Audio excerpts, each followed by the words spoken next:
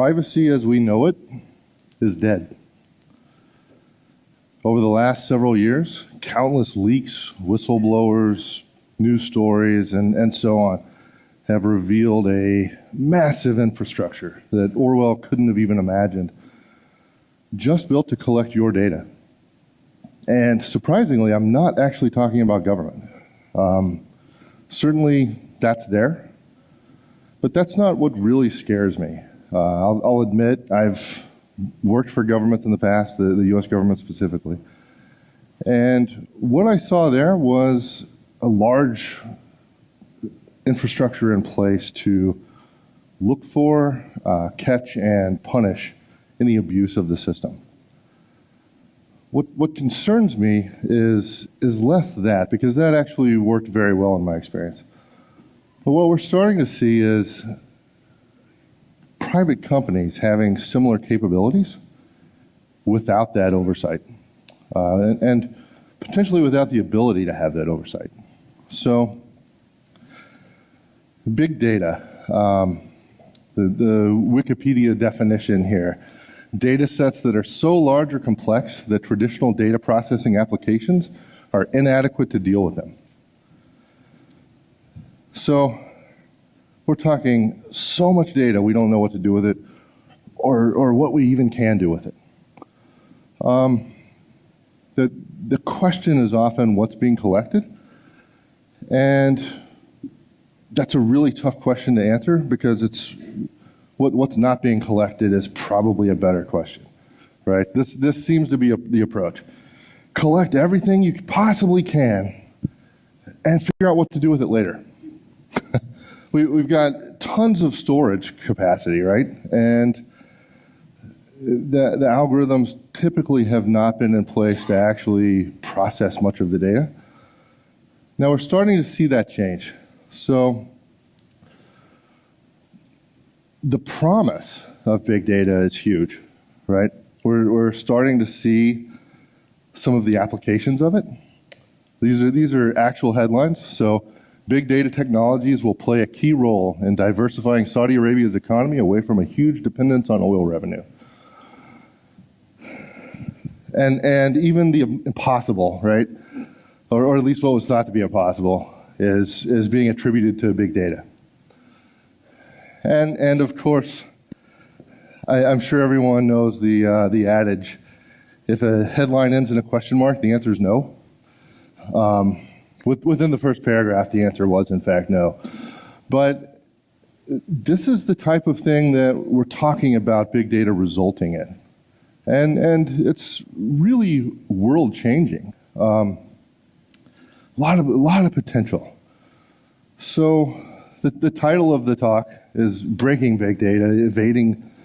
I really wanted it to be evading meaningful analysis of the metadata of your life, but that was too long. So just evading analysis of the metadata of your life. So why would we want to avoid this if we're talking about the Cubs winning the World Series and reducing oil dependency and curing cancer? So I'm going to propose a slightly more simplified version of the definition here. So data plus algorithms equals big data. IBM did a recent study that showed 3.1 trillion US dollars, trillion with a T, that's 1,000 billion, US dollars lost per year from the US GDP based on bad data.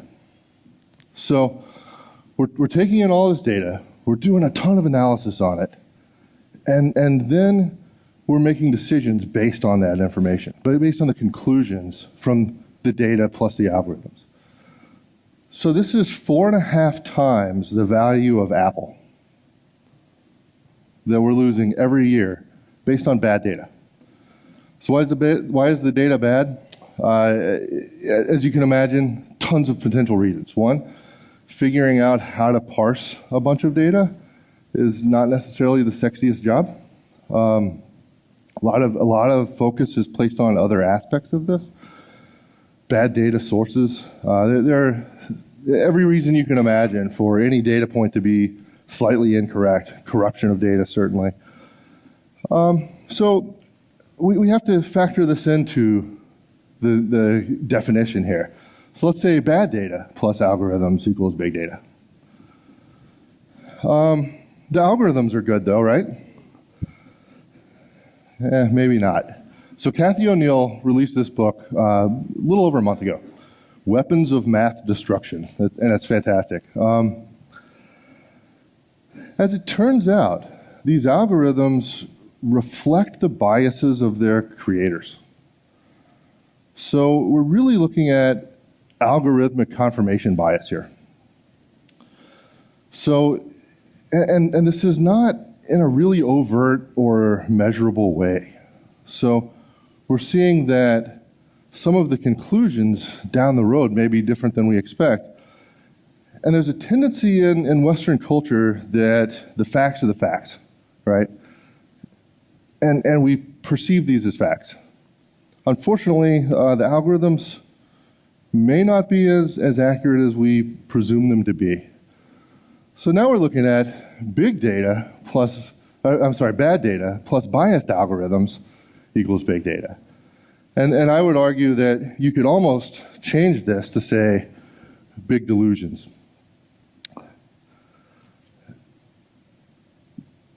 And this is what we're hoping to cure cancer, right? I don't know if anyone has seen North by Northwest, the Hitchcock classic. If you haven't, I highly recommend it. It's a fantastic movie.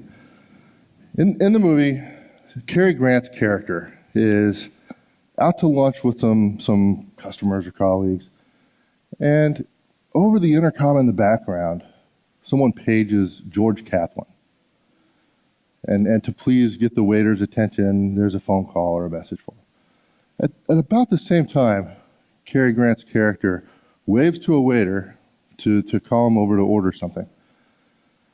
And the people watching for who George Kaplan is, which it turns out to be some spies, see Cary Grant do this. And so it's the classic case of mistaken identity.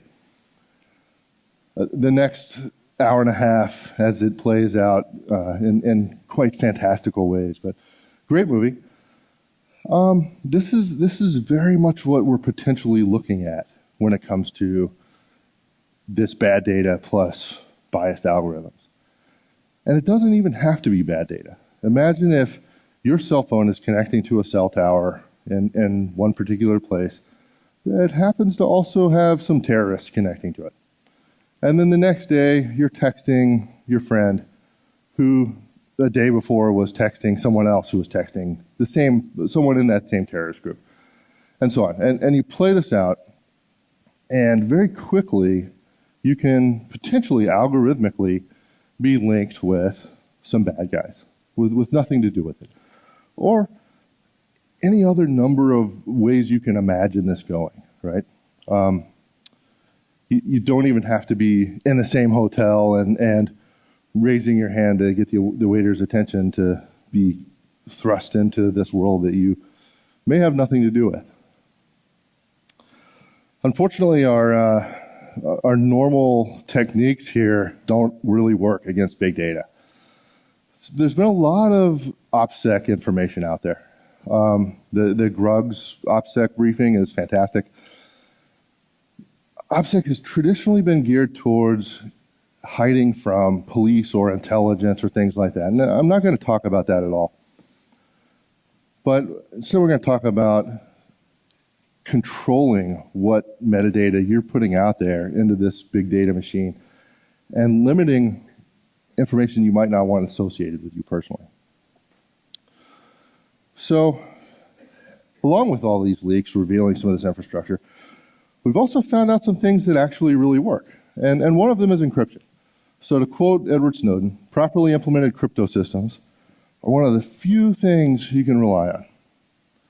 Now, properly implemented, I'm sure everyone here knows just how difficult this can be. But good algorithms and a good implementation, and you're probably pretty good, right? But so what? Let's assume that all of this content is encrypted. Email, content, messaging, phone calls, packet payloads, etc. This is all things that are fairly easy to encrypt. Maybe not for your mom or your grandma, but I think everyone here is probably really well versed at this. So let's assume that's encrypted.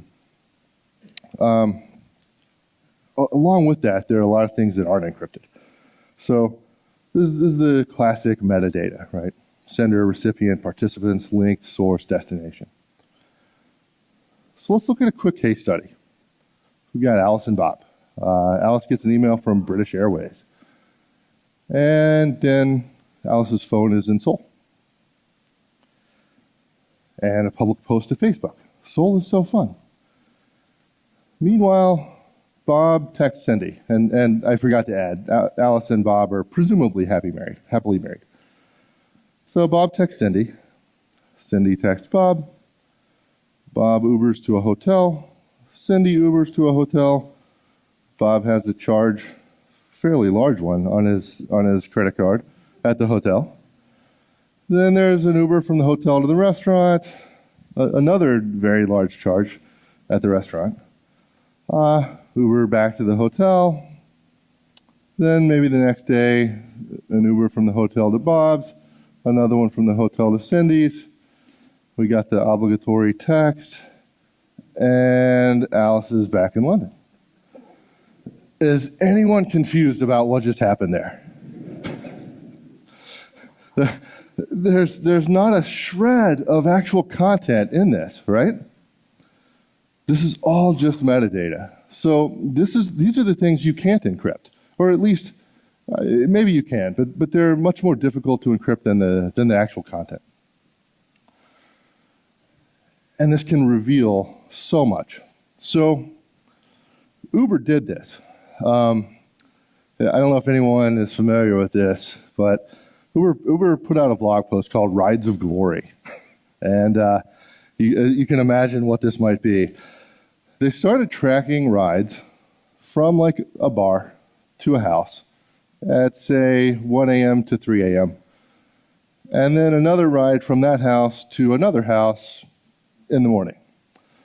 And then they tracked this across massive amounts of data over a year. And it was all presumably sanitized, not tied to any individuals, but they were able to determine what neighborhoods, what days, etc., were optimal for one-night stands. And this is your privacy, right? So it was funny. It was really interesting, actually. I'm sure a lot of people were marking days on calendars, like, oh, I'm going to go out this day. But ultimately, this could easily be tied to you as an individual by anyone with access to this data.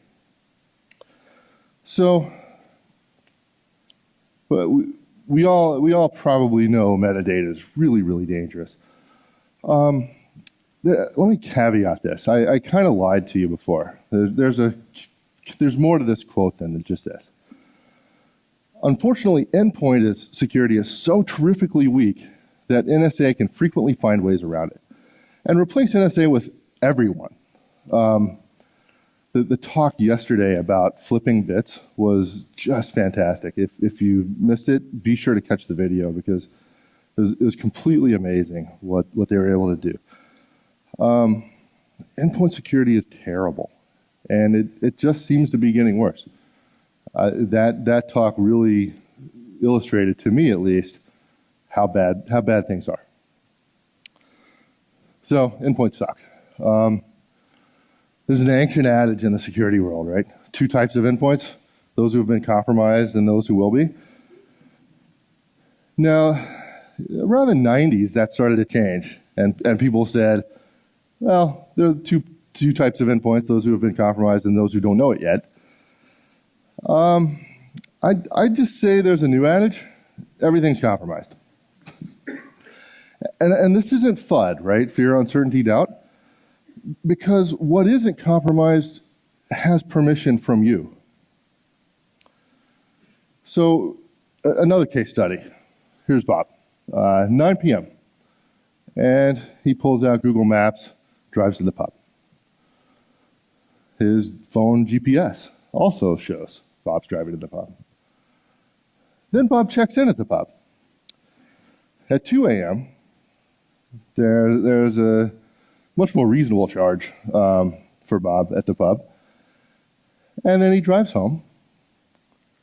And then at 6:30 a.m., Bob's driving to work. So his insurance app on his phone has permission to location data, has GPS, all of this sort of stuff. And even more frightening, what if his insurance company and his credit card provider are the same company?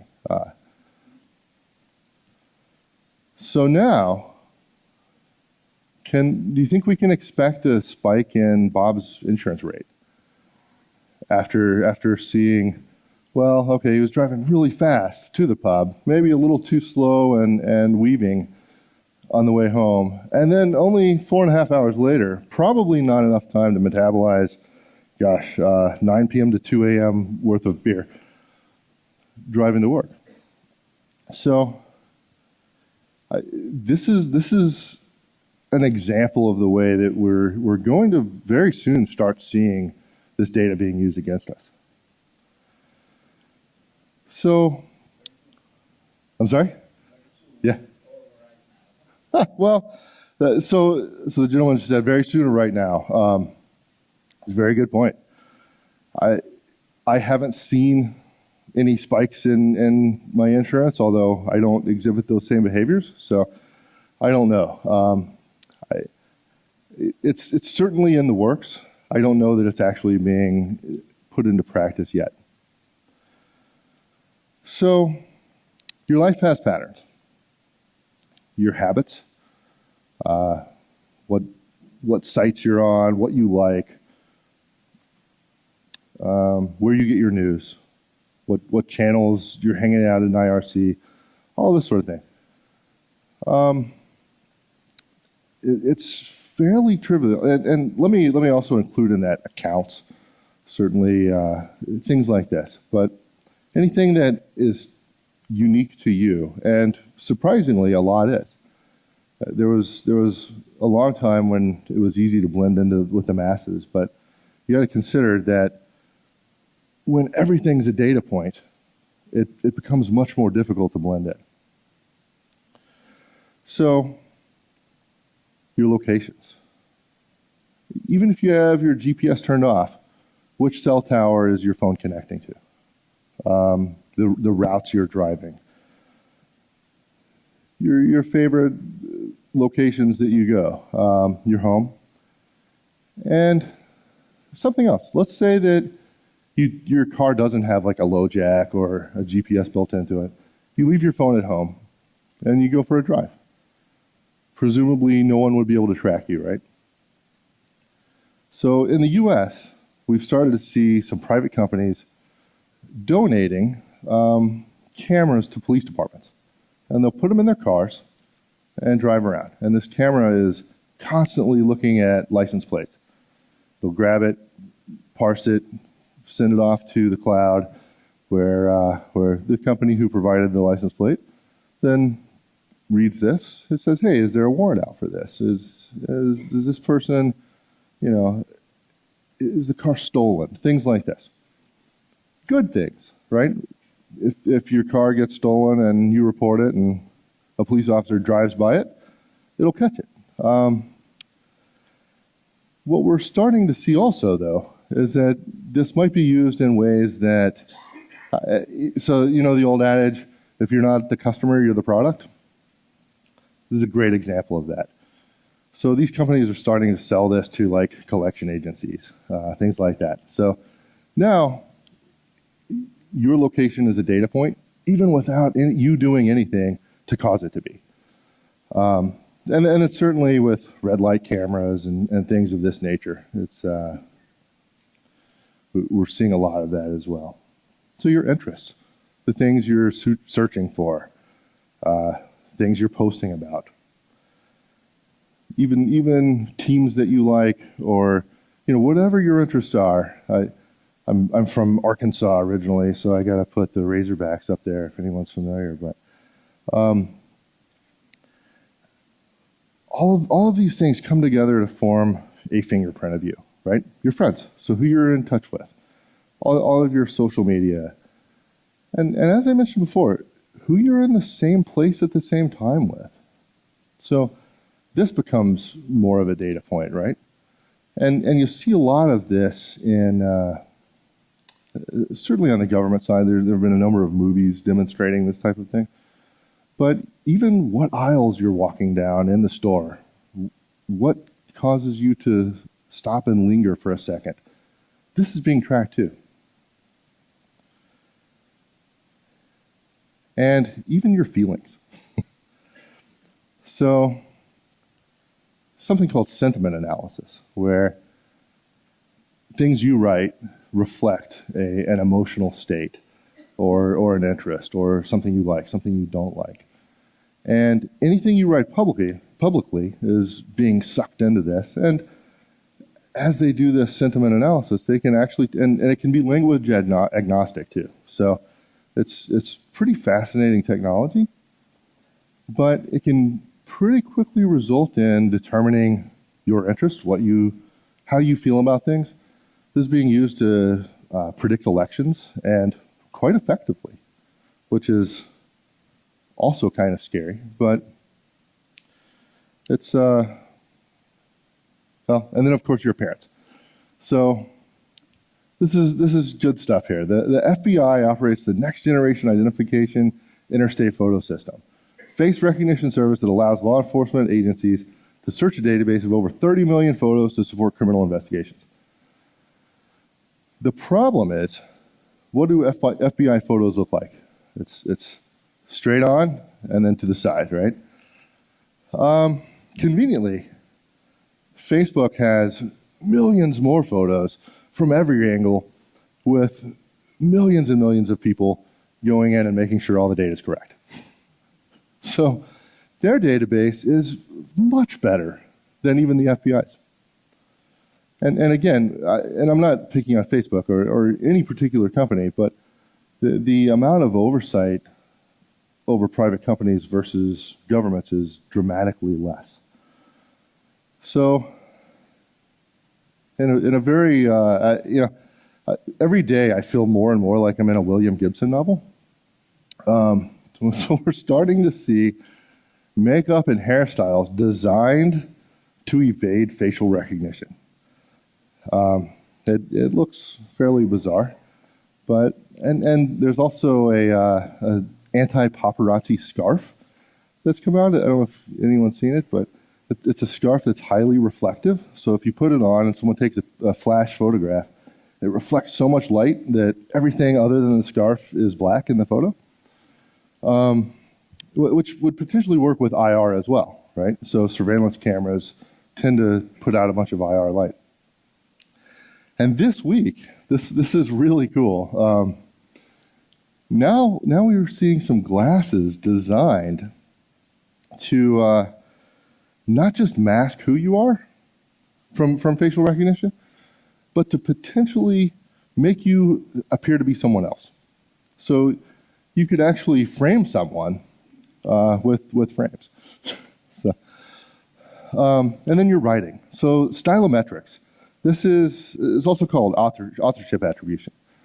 There's a ton of stuff out there, and you can algorithmically look through large bodies of text, build an author profile, and then compare that to text by an unknown author, and with a great deal of certainty determine that it really was that author.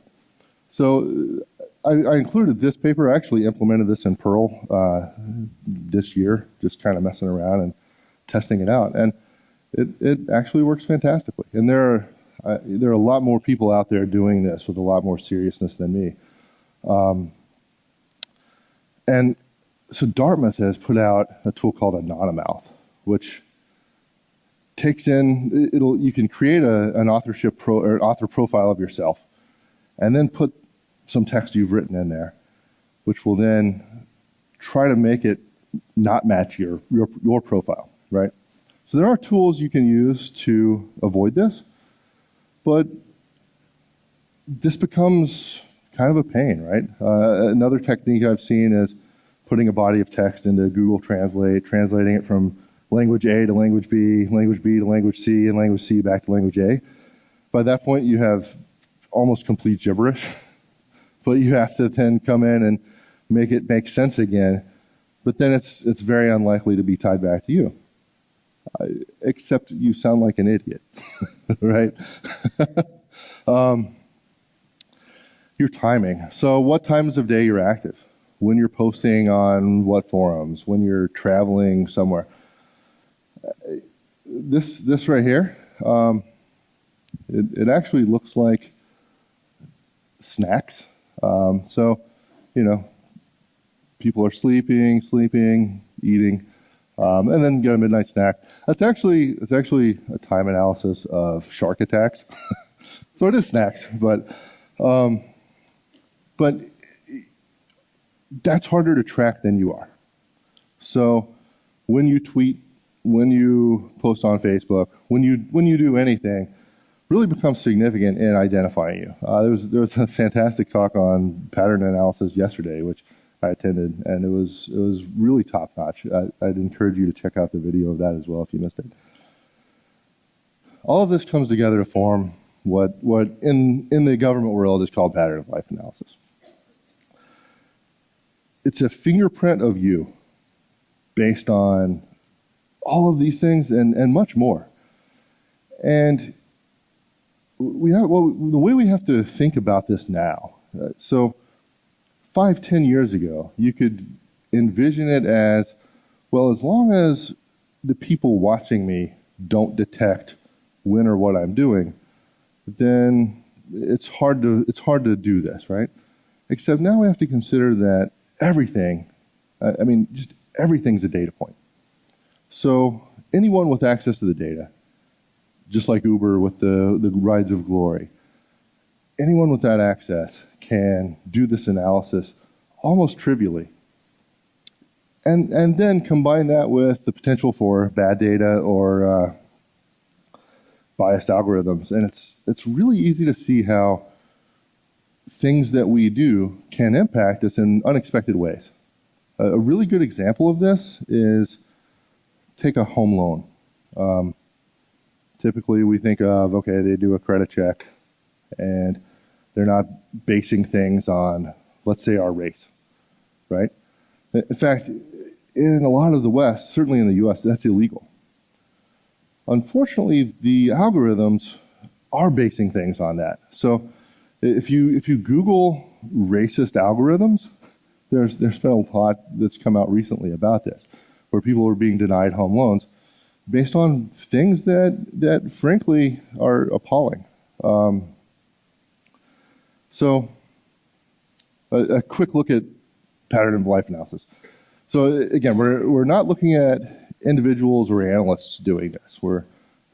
Hal was an easy choice here, but so your habits, your locations, your interests, your friends, your feelings, your metadata are all being pumped into this machine that's then trying to make sense of it. And so out comes you. Except it's not you. It's what we'll call a persona. So everything you do, everything you use, everything you say is linked to a persona. And if you're not intentionally doing something, and very intentionally and very technically active, doing something in a way that won't have that link to your persona, then it's linked to your true persona. Even the things that you really don't want linked to you, right? So it's all in there. And anything, absolutely anything, can link to personas. And if we're trying to evade having activities associated with us, then links are bad. So I mentioned this before. The Grugs OPSEC briefing is absolutely fantastic. A ton of videos, slides are out there. If you haven't watched it, please do. It's really good. It's probably one of the best OPSEC resources I've seen. So just a quick one-slide refresher for anyone who's missed it, and this is real fast. Here's one of the fundamental premises. Paranoia does not work retroactively. So we have to be mindful of this going forward, not go back and fix things. So for any persona, one account, one persona, one activity. One phone number, one persona, one activity. One connection, one home, one device, one location.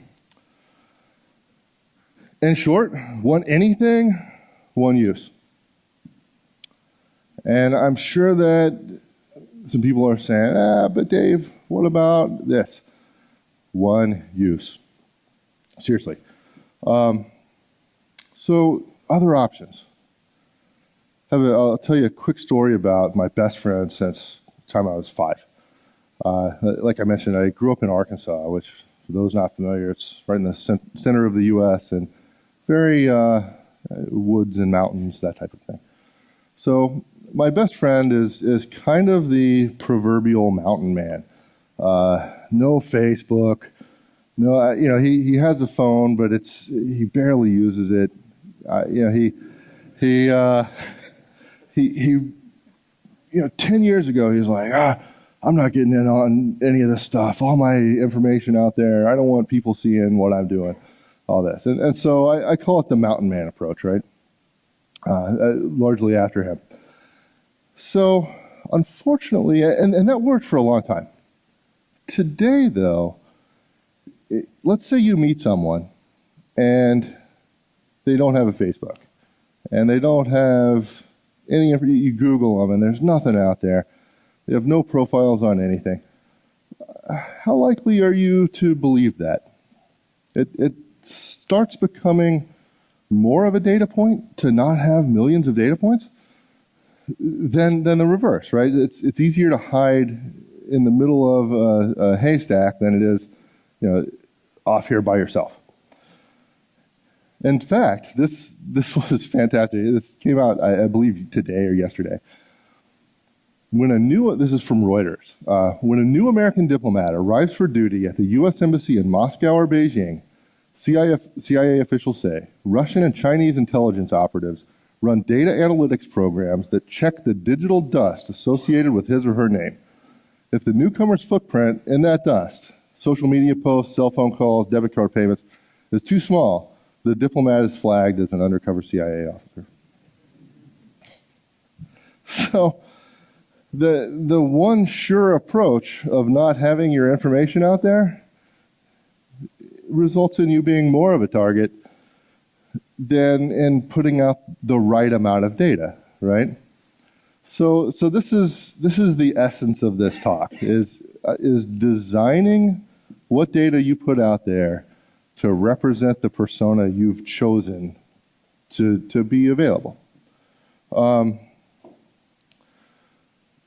of the best ways I've found to do this is to actually kind of go through and look at points of failure, right? So it's sort of harder to teach really good practices because, unfortunately, there's no one-size-fits-all in OPSEC. So this is a true story. Step 1, go to Harvard. Step 2, take a really tough class. Don't study at all for the final exam. And then the day of the final, wake up and realize, oh crap. So what do you do to get out of it? Email a bomb threat, apparently. Don't do this, obviously. So this gentleman woke up at about 8 a.m. His test was at 9.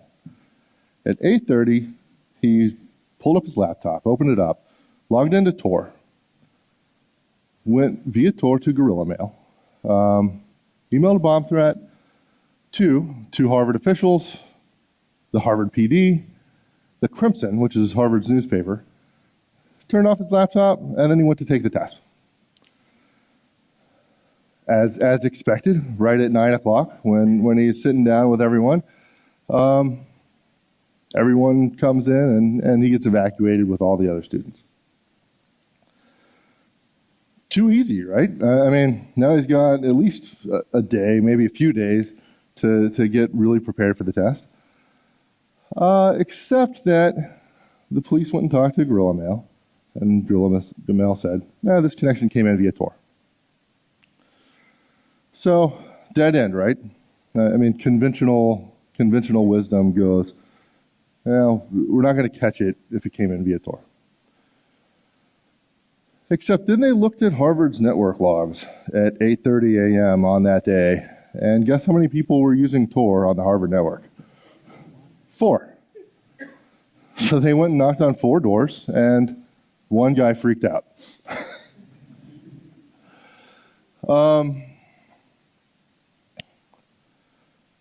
So this is a really good illustration of sometimes OPSEC doesn't work the way we hope it does. I stole a slide from the Grug's OPSEC presentation. And again, I'm not saying there's anything wrong with the information he presents. I completely agree with it. What he says is VPN equals privacy, Tor equals anonymity. So when you connect to Tor, you're routed through several servers around the world, none knowing where they are in that chain, and you end up coming out on the internet with no real way to trace that back to you. Fantastic technology. The exit node, as it's known, is controlled by whoever has the willingness to operate a Tor exit node, right? Giving everyone in the world anonymous access to their connection. So who might do this? Well, a lot of people who might want to see what's happening. There have been a number of Tor exit nodes controlled by nefarious characters and organizations. So conventional wisdom goes, connect to Tor, then connect to a VPN over Tor, so that even the exit node isn't being monitored, and you have both anonymity and privacy. So the way the Grug says this, Tor connection to a VPN, okay, VPN connection to Tor, go to jail. Except in this one case, where the significant data point, and I'll remind you, everything's a data point, and we never know which ones will be significant.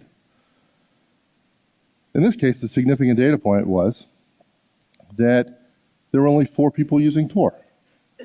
So had he reversed this and done the go to jail line and done VPN then Tor, he wouldn't be in jail. So the moral of the story is you really have to be mindful of your particular situation and what data you're creating and how that can be used against you. So that's really the moral of the story. So what about Bob? We've done a few case studies with Bob, so we'll do some more. Now Bob, he's single now, and he's got nothing to do, so he decides to take up whatever activity is what we'll call it. So he takes up activity, and Bob lives upstairs from a cafe. He goes downstairs. He uses their Wi-Fi. Pulls out his laptop, opens up a VM, and does that activity. So how many points here are connectable to Bob? And feel free to be actively engaged here. You holler out a number or anything. I'll start. So 1, he lives upstairs from the cafe, so there's location. So it's the same location. This Wi-Fi, so it's a connection, right? But it's conveniently a connection that's very closely tied to his location. And then VM on his personal laptop, so you got the same hardware. So we've got at least 3 points that link Bob to this activity in this case. So very easy for someone, and especially for an all-knowing, machine learning, big data algorithm to start tying this activity to Bob. There's also time, right? So time of day. Bob works from 8 to 5. He goes to the pub from 9 to 2. And so we've got from 5 to 9 where Bob does this activity, right? So there's timing as well. Over time, this becomes easily linkable to Bob. So let's try something else. Bob now drives across town to a different cafe. He brings his phone, but turns it off. Or alternately, he has one of those little Faraday bags that he puts his phone in that blocks all the signals, right? He uses their Wi-Fi, and he uses a proxy. Or he uses 7 proxies. And again, VM on personal laptop. So, anyone want to toss out any potential issues? No? Okay. So, we've got the drive. So, at least the location is potentially not tieable down. Unless he took his car, or unless he took an Uber, or unless he took a cab, or anything else that would potentially have a data point linking him to that ride, to that location. I would argue that you probably can't have that at least something is going to tie into it, whether it's the police car driving by the vehicle or a GPS tracker or an Uber ride or whatever else, right? So he brings his phone but turns it off. This goes back to the mountain man situation. So now all of a sudden, Bob's always active. He's always texting Cindy or whoever else. And now for 4 hours, not only is Bob's phone turned off, but it's just nowhere to be found. And then when it comes on, it's across town. So again, sometimes it's more noticeable when there's a lack of data. So then you got their Wi-Fi with a proxy and the personal laptop, right? Again, same hardware. So we've got a lot of these same potential issues. This is a much tougher one to track, right? Public transport to a park with Wi-Fi. His phone is on, but it's at home. He uses Tor and completely separate hardware. So, anyone seeing any potential problems? I see several. They're just probably a little harder to find. So one, public transport has a ton of surveillance cameras and things like this, right? So with all the facial recognition, unless you're doing something to try to mask that, it makes it tough. The phone is on at home. This is a great alternative to the black hole of turning it off or the Faraday bag, right? Except for one potential thing. We're still back to the mountain man scenario because now he's not using his phone. So where you'd normally see 50 outbound text messages and a few emails and some Facebook activity or Twitter or whatever, now you're seeing nothing. So again, this is better than every other option we've seen so far, but it's still not great. Then separate hardware, that's fantastic. So what's the problem with using a VM on your normal machine to then do activity? Yeah.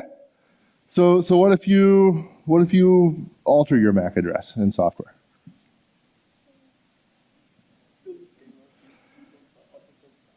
Yeah, right. So one, there's probably a few seconds where that doesn't take place. I'll tell a quick personal story. I was doing some research at my office on Tor over our network. And I always, at my office, I'll do a VPN to Tor so that I don't set off a bunch of flags that someone's using Tor at the office. I had Tor, my Tor browser open. I popped up my laptop, typed in my password, and did the VPN connection. Within seconds, our IT guy popped his head in. He's like, "Are you on tour?" and it was fantastic. It was a great sign that it was working. But even in that split second, you can set out that data point, right? Which really brings us to information tends to leak in ways that we least expect it. Good example of this is pizza. Sounds kind of funny, but consider this. Let's say you're at your office and you have a really big something happening. Acquisition, big project with a customer or something like that. If I'm outside your office every day counting food deliveries to your office, on an average day we'll expect to see, some normal number. But when something really big's happening, no one's leaving the office, so they're ordering more food. So I can actually tell that something's happening based on the amount of food delivery. And parking lots, right? So this is called pizza int and parking lot int. Int being intelligence. So when you walk out of your office and all of your executives' cars are in the parking lot at 7 p.m., what would you immediately think? Something's up, right? If they normally leave by 5, right? Let's say they do. So you're walking out of the office and the CEO's car's in the parking lot 2 hours later than normal. If you track this type of thing daily, then all of these little data points really come together and really start to show things. So, in summary, assume everything's compromised. Be aware of links between any activity and yourself. Look at your own pattern of life and understand it. A really good way to avoid doing something that would tie that to you would be to understand what you're normally doing and then operate outside of that in ways that would be unconnectable to you. And then watch out for leaks where you least expect them. And I'll actually put out a request to this audience. So this is Black Hat. We've got some of the most technically talented people in the world right here. So I've been working on this research for quite some time now, and it's really, really difficult to evade some kind of link between any arbitrary activity in yourself, at least technologically. So, I mean, as we talked about, there are ways to do it, but it's really kind of reverting to old techniques. So I'd ask you to look into this. Start looking at ways that we can actually increase our privacy, which is a direction no one expects us to go. There's the saying, there is no privacy, get over it. And I'm not quite ready to get over it. And I hope that everyone else in this room feels the same way. So with that, if there are any questions, I'm happy to try to address them real quick. Is there time? Or okay, so we've got a couple minutes. So. Any questions?